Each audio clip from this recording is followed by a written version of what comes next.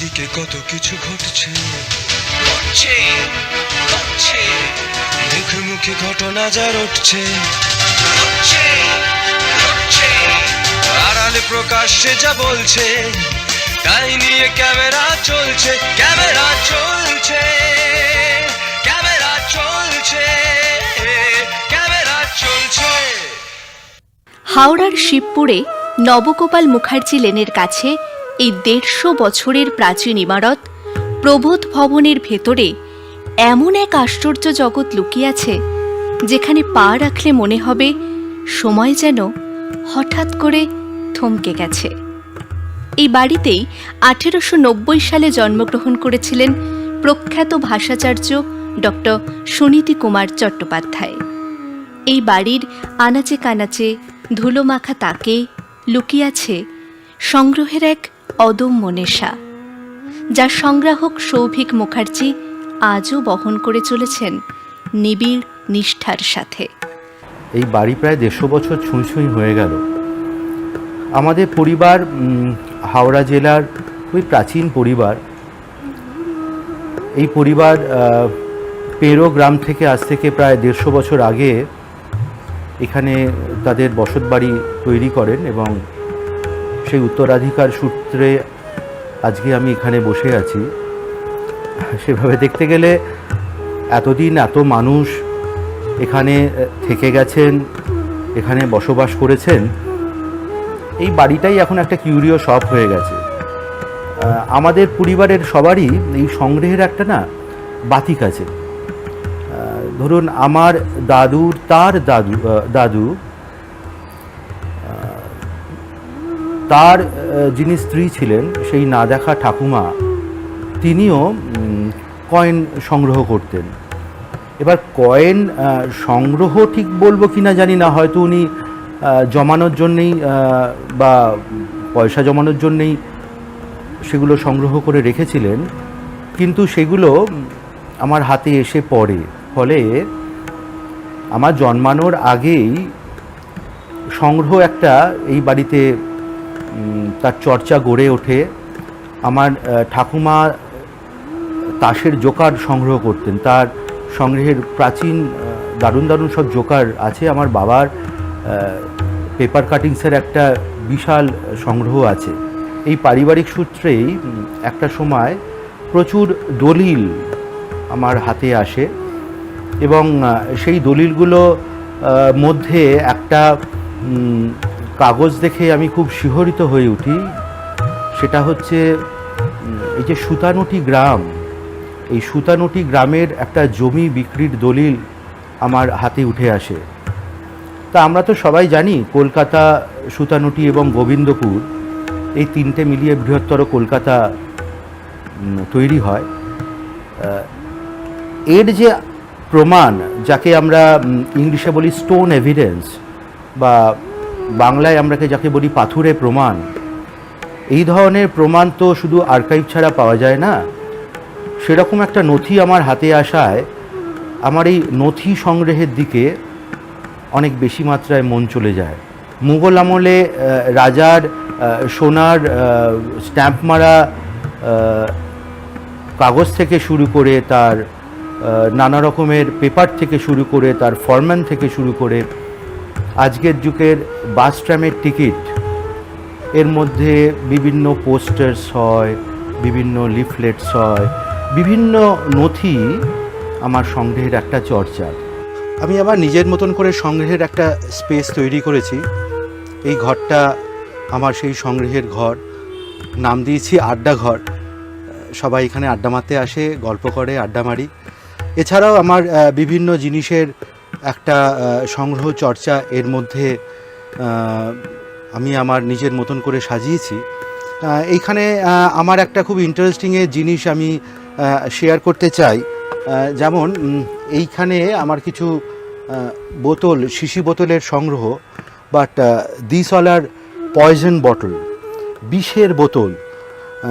আগেকার দিনে কেমিক্যালস এবং নানা বিধ জায়গায় বিভিন্ন সময় বিষের প্রয়োগ করা হতো। তা এই বোতলগুলো হচ্ছে সেই বিষের বোতল। এইখানে হাতে নিয়েছিলাম যেটা, এটাকে বলা হয় রানী পুতুল। এই রানী পুতুলটা আসলে হাওড়া জেলার একটা পুতুল। এই পুতুলকে আমরা হাওড়া জেলার জেলার পুতুল হিসাবে স্বীকৃতির জন্য অনেকদিন দৌড়দৌড়ি করছি। এটা ভিক্টোরিয়ার আদলে তৈরি এবং এখানে যে মাটিটা দিয়ে বানানো হয় তার মধ্যে অভ্র থাকে, তার ফলে একটা চিকচিকে ব্যাপার আসে। সেটাই একটা ওই ভিক্টোরিয়ার গাউনের একটা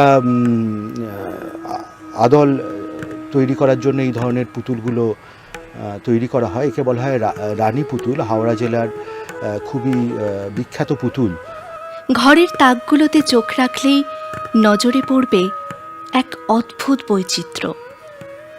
একদিকে যেমন থরে থরে সাজানো পুরনো দিনের সিগারেটের খাপ, দেশলাইয়ের বাক্স, পুরনো কাঁচের বোতল আর অ্যান্টিক সব জিনিসপত্র, অন্যদিকে সারি দিয়ে রাখা আছে নানা আকার ও গড়নের বিভিন্ন সব মূর্তির সংগ্রহ।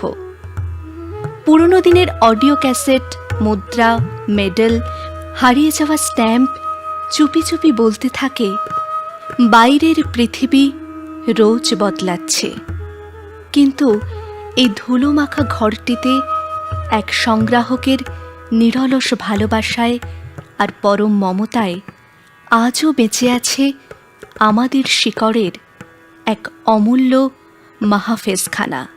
একটা ফাইল আমি একটু আপনাদের সাথে শেয়ার করি। যেমন ধরুন যে কলকাতা তো ইংরেজদের শাসিত যেহেতু অঞ্চল ছিল, ফলে ইংরেজদের প্রচুর জিনিসপত্র পাওয়া যায়, কিন্তু ধরুন ফরাসিদের কিছু কাগজ বা চুঁচুড়ায় ডাচদের কাগজ, এই ধরনের কোনো নথি পাওয়া যায় কিনা, এটা আমার একটা সংগ্রহে চর্চার মধ্যে ছিল। যেমন এইখানে আমি একটা কাগজ পেয়েছি, এই কাগজটা ফরাসি ভাষায় লেখা একটা কাগজ, এটা 1812 সালের কাগজ। এইরকম বিভিন্ন কাগজপত্র আমার কাছে আছে। এটা হচ্ছে চীনে ভাষায় লেবেল, এই লেবেলগুলো টেক্সটাইলে লেখা থাকতো, ম্যানচেস্টার থেকে ছাপা হয়েছে, কিন্তু এখানে অদ্ভুতভাবে বাংলায় লেখা আছে, বাংলায় লেখা ম্যানচেস্টারের লেবেল। এটা হচ্ছে আর্মেনিয়ান ভাষার একটা খুব প্রাচীন দলিল। এইটা হচ্ছে সেই সোনার সিল দেওয়া মুঘল আমলের ফরমান। It's very interesting. এগুলো সব হলদে হলদে যেগুলো দেখতে পাওয়া যাচ্ছে, এগুলো সব সোনার ছাপ, সিল। এই সংগ্রহশালায় ধরা আছে সাধারণ মানুষের দৈনন্দিন জীবনের শিল্পবোধ বা এভরিডে আর্ট। সময়ের সাথে সাথে মানুষের রুচি আর ডিজাইনে যে পরিবর্তন এসেছে তার এক নিখুঁত টাইম ক্যাপসুল যেন এই সংগ্রহ। কলকাতার মানুষের রুচির পরিবর্তন কি করে হয়েছে সেই বিষয়গুলো এই ধরনের ছেঁড়া কাগজের মধ্যে দিয়ে উঠে আসে। আসলে এগুলোকে তো আমরা এফেমেরিজ বলি। এফেমেরিজ মানে হচ্ছে খুব কম সময়ের জন্য গুরুত্বপূর্ণ যে জিনিসগুলোকে, তাকে বলা হয় এফেমেরিজ।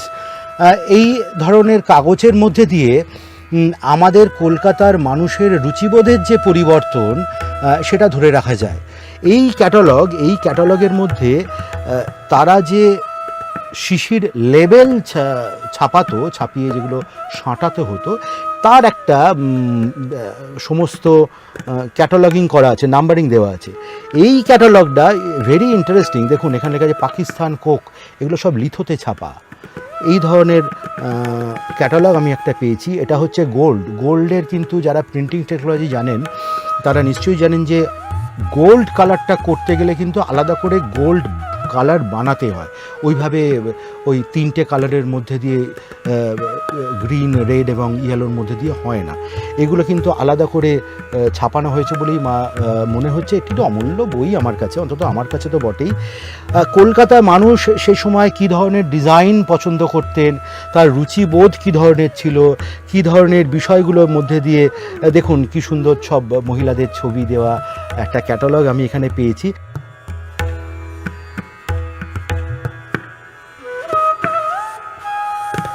আসলে এই যে জিনিসগুলো আপনাকে আমি দেখানোর চেষ্টা করছি, এইটা আসলে সেই সময় মানুষের রুচিবোধের যে পরিবর্তন হচ্ছে, the changes of the advertisement কী ধরনের হচ্ছে তার একটা সম্মুখ ধারণা পাওয়া যায়। এগুলো আমার নিজের লেখা করে পেপারস তৈরি করা।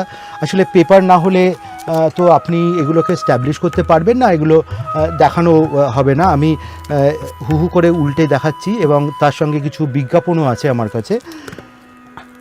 এগুলো হচ্ছে সেই সময়কার লেবেল, গোবিন্দ বিলাস তৈল, খুব ইন্টারেস্টিং একটা লেবেল বলে আমার মনে হয়েছে। এগুলো হচ্ছে কলকাতার লেবেল, মিত্র কোম্পানি, মিত্র পারফিউমার্স, এগুলো সব অরিজিনাল লেবেল।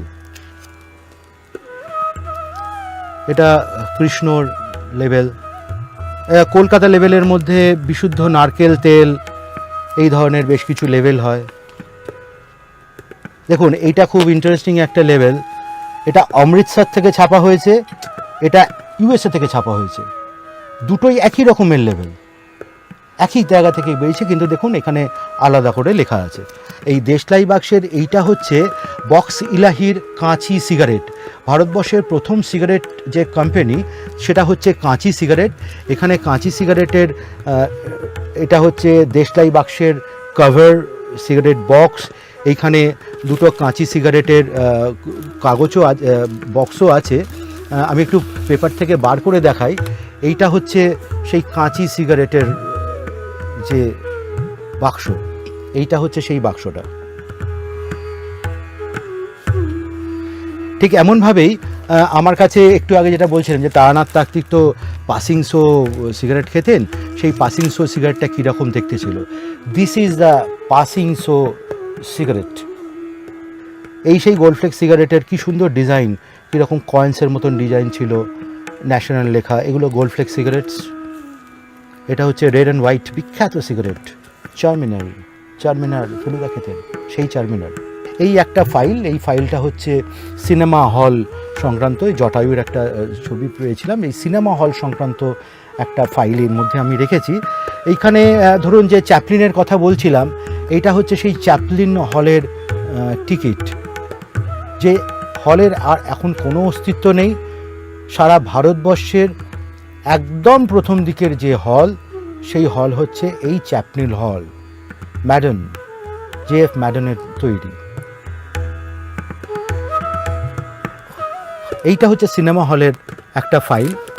এই ফাইলের মধ্যে সিনেমা হল সংক্রান্ত আমার কিছু টিকিট সংক্রান্ত ফাইল।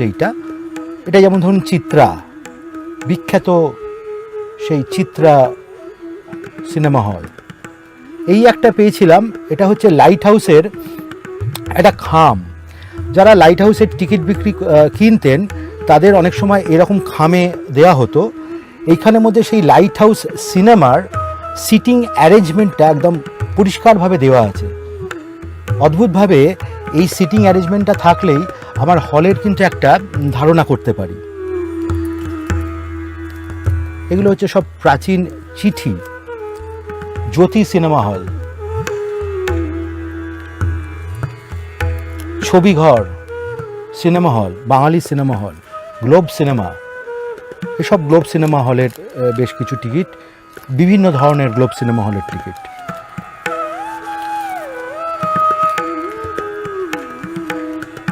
রূপবাণী, প্যারাডাইস, কোনো অস্তিত্ব নেই সব হলে।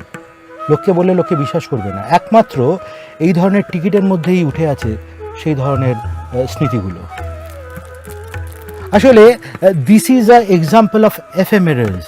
একটু আগে যেটা আমি বলার চেষ্টা করছিলাম যে আপনি যদি চান তাহলে আপনি আলেকজান্ডারের কয়েনও এখন সংগ্রহ করতে পারবেন, তার লয় ক্ষয় নেই। কিন্তু এই যে টিকিটগুলোর কথা আমরা বারবার বলি, এই যে পুণ্যশ্রী সিনেমা হলের টিকিট, আসলে সিনেমা হল থেকে বেরিয়ে যাওয়ার পরে এগুলো আমরা ছিঁড়ে ফেলে দিই। যেহেতু আমরা ছিঁড়ে ফেলে দিই, ফলে এগুলো পাওয়া খুব কঠিন, এগুলো দুষ্প্রাপ্য।